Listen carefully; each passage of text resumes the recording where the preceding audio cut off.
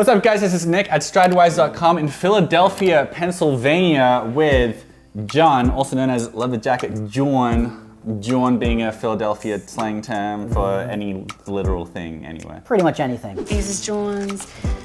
This is a John. John is the most prolific leather jacket collector that I know, and I only met him quite recently, but when he told me that he owns over 50 leather jackets, and when I remembered that I was gonna be in Philadelphia in a few days afterward, I was like, look, I gotta get to the story of this. I gotta find out what went wrong in your life.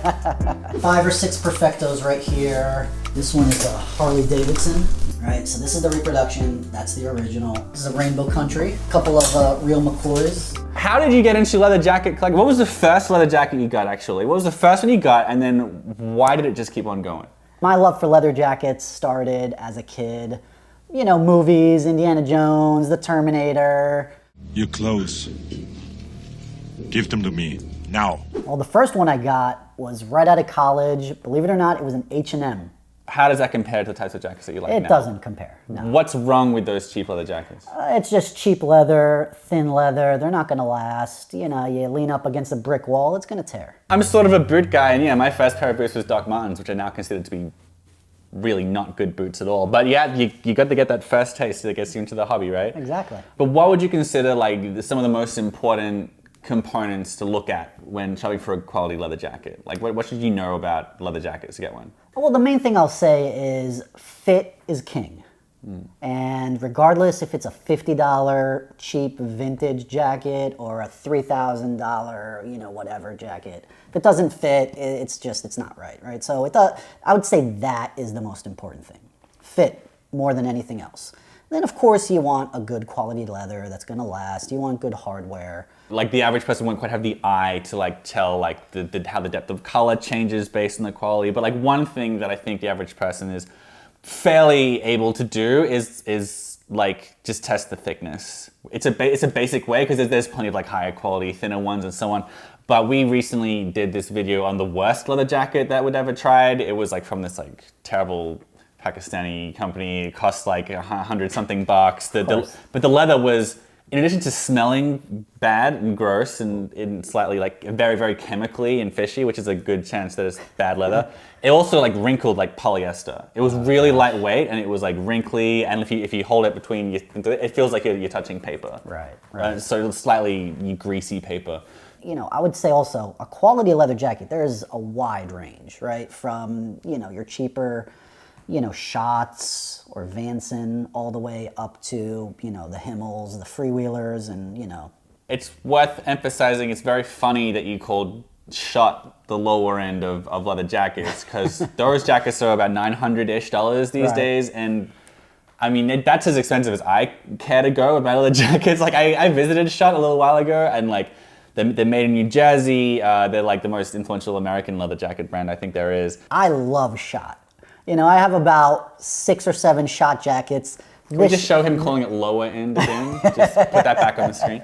From, you know, your cheaper, you know, Schotts. This is one of my favorite jackets. This is a vintage Schott Perfecto from the 60s. You know, yeah, it might not be the highest quality, but there's something about a Schott. They're the original, right? So I love Schott. So let me just say that. Now, why do you say it's not the highest quality? Like, what are you looking at? All right, so for instance, right here in these gussets, this is vinyl. This is not even leather, right? They cheaped out. You know, this is this zipper on the sleeve. It's kind of a cheap one, right? You can't really, I mean, until you kind of handle it and zip it up, you'll feel that's a little bit cheaper. This little piece right here is vinyl.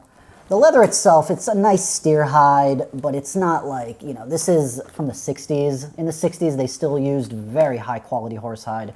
This doesn't really stack up to the high quality horsehide of that day. But, you know, if you compare this to an H&M jacket, well then this is amazing quality, right? All right, this so is there's good. Different levels. These are good tips. No, I like this. One of the videos with Schott was on the different types of leather people use for jackets. Which I'll put in the description below or up here or something. Why is it that you land on so much horsehide and especially why is it Japanese? First of all, I'll say, I mean, there's a lot of quality leather, not just horsehide. Horsehide was used back in the day because horses were readily available. As more and more American families got cars, and there were more cars per household. They just kind of switched over. I think that's the main reason why they kind of stopped using horsehide. Now, there's a lot of different kinds of horsehide. Yes, there's very nice Japanese horsehide, but Horween, as you know, makes amazing horsehide. There's a bunch of Italian tanneries that make amazing horsehide, especially a specific type of weight of horsehide. It's just the best for leather jackets. A lot of the makers of the day today, they kind of, emulate the makers of the past. There's one school of people who are like horsehide, a lot of the times it's thicker, not always. And then there's other people that say, no, the main draw of horsehide is that's the way it used to be made. They're not really made like that anymore, and it's harder to find, and that makes it cooler. It's important to note that the Schott Perfecto is an irreplaceable part of leather jacket history. Quite possibly the most iconic leather jacket of all time. It is the most iconic leather jacket of all time, for Called sure. This is another one of my favorites. This is a flathead. This is horse. So this is a flathead deep pocket. I think it's the WRJ 69. What is Flathead? It's a Japanese company. They kind of do everything. They do jeans, t-shirts. I mean, this t-shirt is a flathead. They even do boots. Brand new. This is a $2,500 jacket. This one I bought gently used for about half of that. What I mentioned earlier, this area of what a lot of guys call heritage fashion, it's like stuff like this. It's like made the way it used to when stuff lasted longer.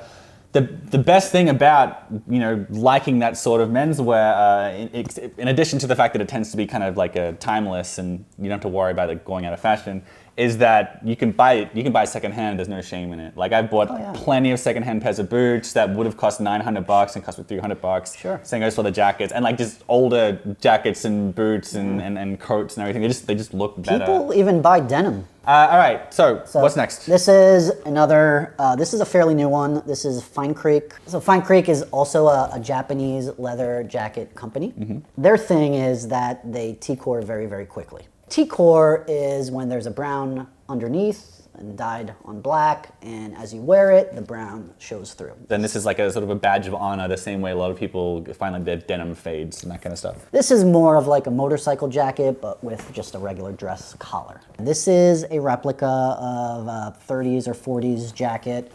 The model is called the Bodie. This one is made out of deerskin. They also make this in black shinky horsehide. Freewheelers are one of those companies that are just very exacting, very precise, and they go to great lengths when creating and producing these jackets, whether it's the highest quality materials inside and out. Any advantages of deerskin over? Oh yeah. Deerskin is just super soft. It's kind of stretchy, very comfortable. Not like a lot of the horsehide and steer hide. All right, let's go on to the last jacket you're going to show us of your favorite jackets. This is, again, one of my favorites. This is not a Japanese, although it is Japanese horsehide. It's not a Japanese company. This is a Himel Brothers. The Himel Brothers. This is one of the few that aren't Japanese. Yeah. Not even American. No. What's the big deal with Himel Brothers? Well, first of all, it's a custom-made leather jacket. So that makes it special. Yeah. It's custom-made to my body measurements. Yeah, all of these ones were off-the-rack jackets.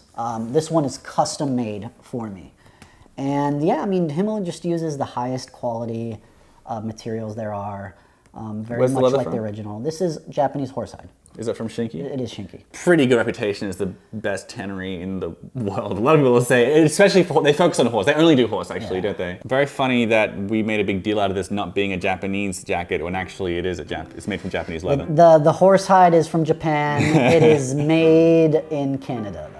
All right, cool. All right, sweet. Well, that's the collection. John's Instagram is in the description below, and I've also put my interviews with Schott about different types of leathers, and also an interview with Jake at Almost Vintage Style on his collection of Japanese specific leather jackets. John, thank you for your time. Thank you, Nick. This has been terrific. Yeah. Good luck. Happy aging. Happy wearing. Thank you.